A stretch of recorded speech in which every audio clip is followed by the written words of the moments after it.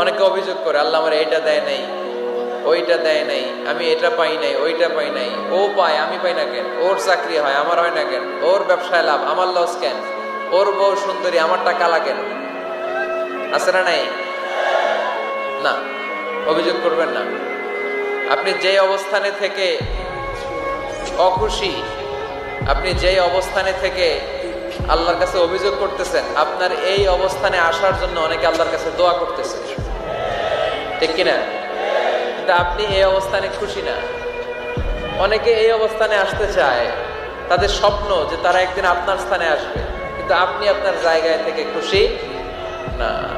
এজন্য উনজুর ইলা মান হুয়া আসফালা মিনকা, তোমার চেয়ে যে খারাপ অবস্থায় আছে তার দিকে তাকাও, তাহলে তোমার মনের দুঃখ ঘুচিয়ে দিবে কে?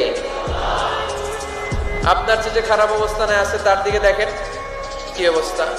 আপনি এইটা চান, ওইটা চান, কত কিছু লাগবে আপনার।